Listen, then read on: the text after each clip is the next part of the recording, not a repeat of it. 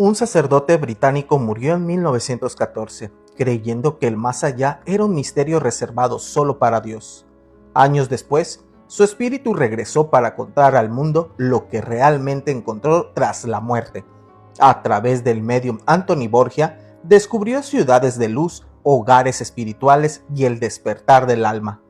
Lo que reveló cambiará para siempre la visión del cielo, el infierno y la eternidad.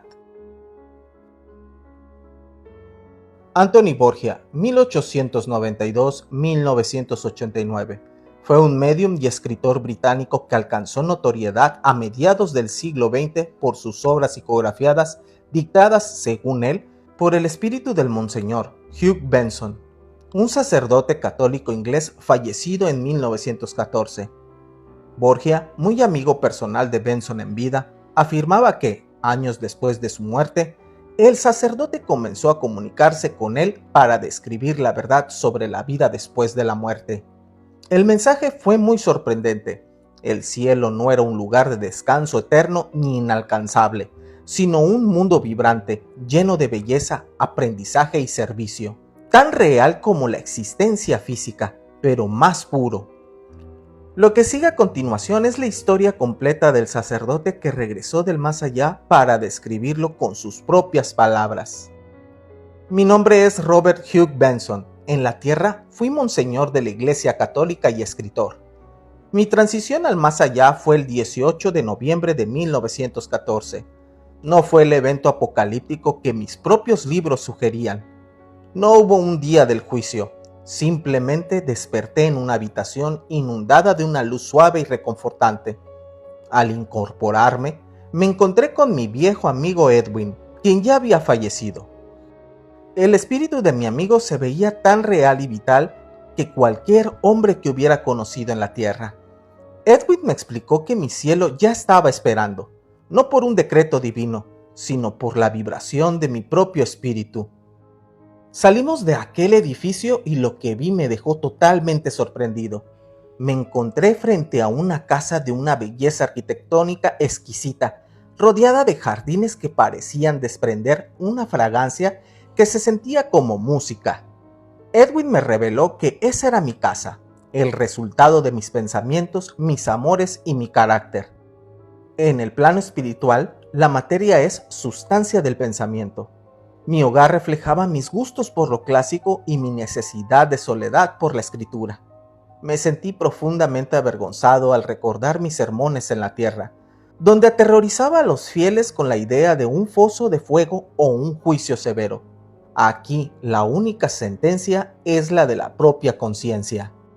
Caminamos por una pradera donde el color verde no era un simple pigmento, sino una vibración de vida.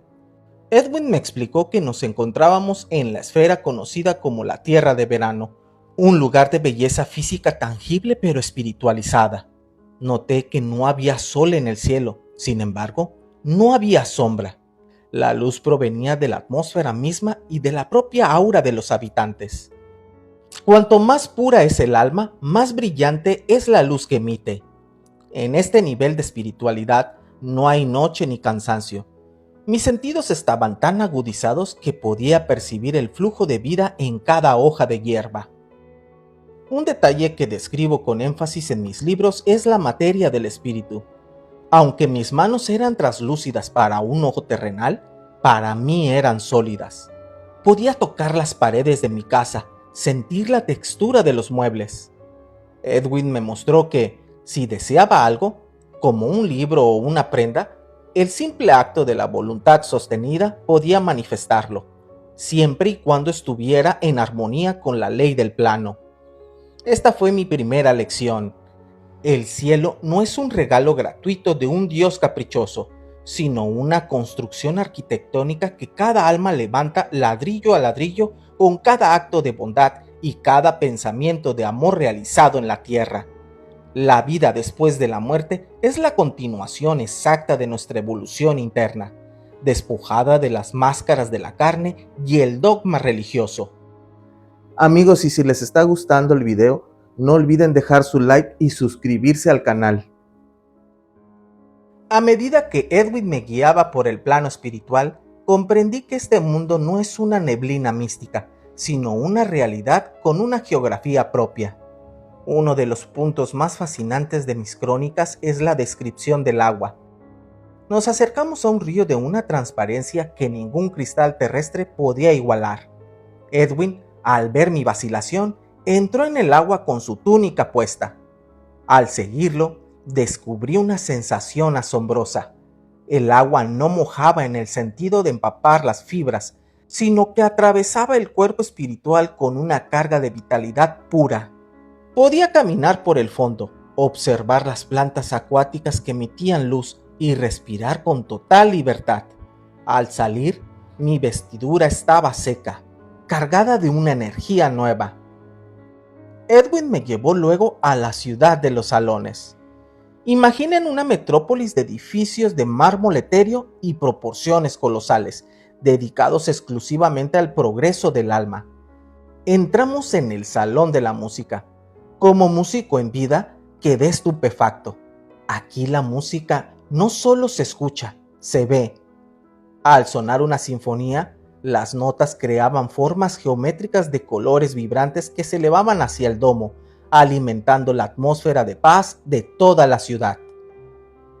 Los compositores aquí no crean para la fama, sino para armonizar la vibración del plano. Es una forma de espiritismo aplicada donde el sonido se convierte en estructura y medicina para el espíritu. Posteriormente, visitamos el Salón de la Historia. En este recinto se encuentran los registros de toda la actividad humana. No son libros impresos, sino imágenes vivas. Pude tocar un registro y ver, como si estuviera allí presente, eventos del siglo pasado con una fidelidad absoluta.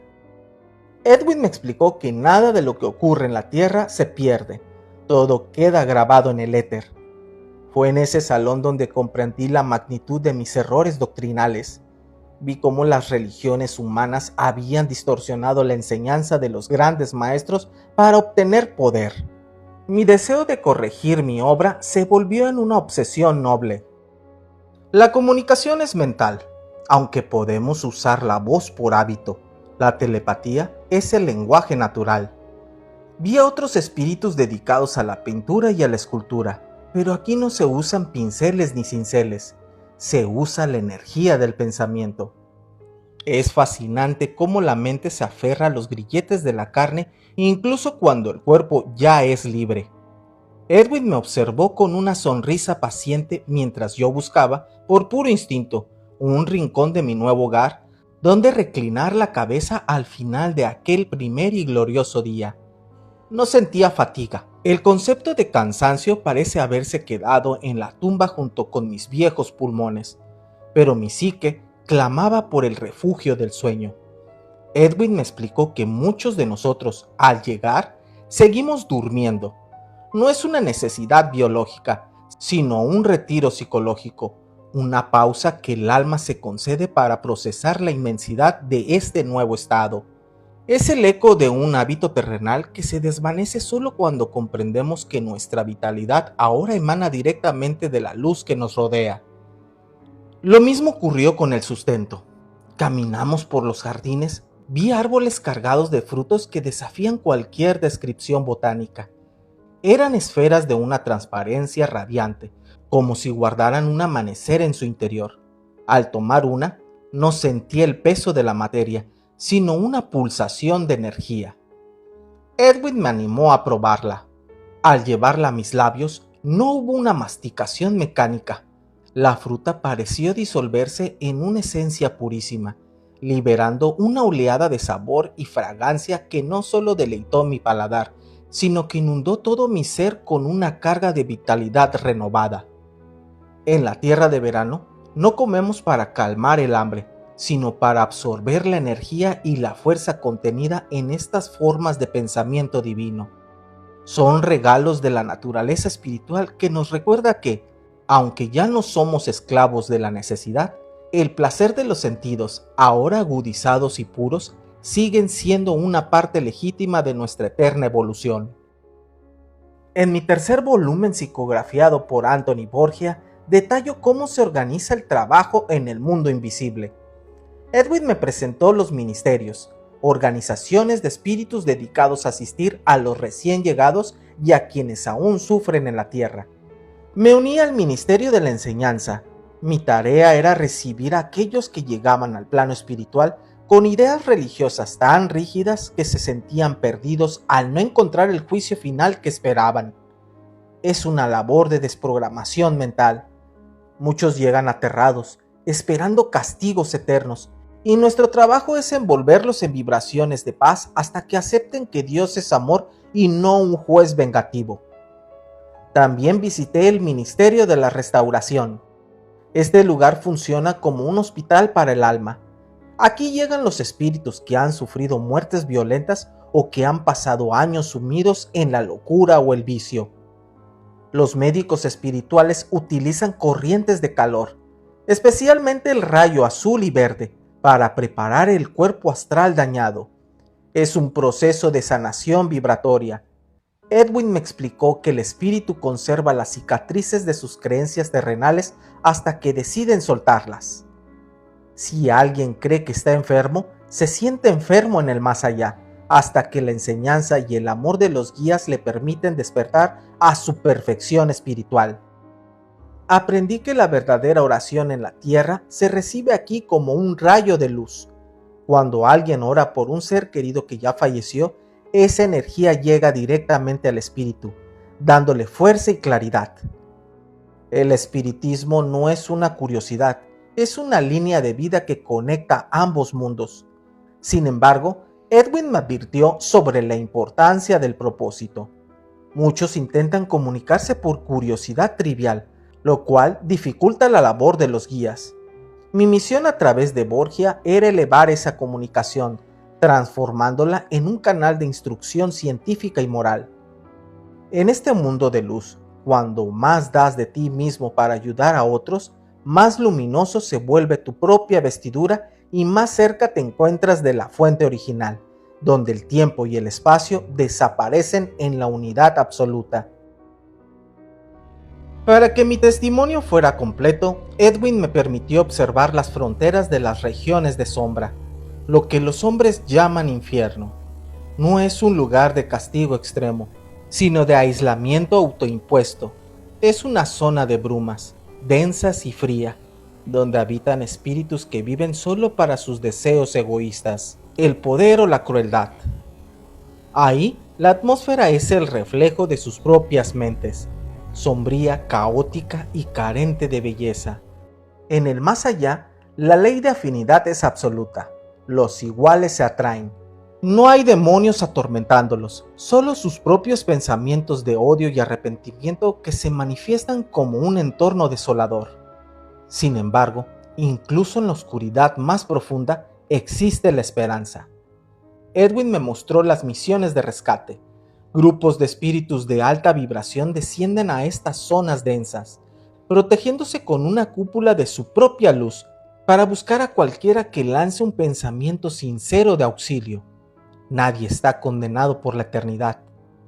En el momento en que un alma en la sombra siente un gramo de arrepentimiento verdadero, un guía aparece para ayudarle a iniciar el largo camino de ascenso.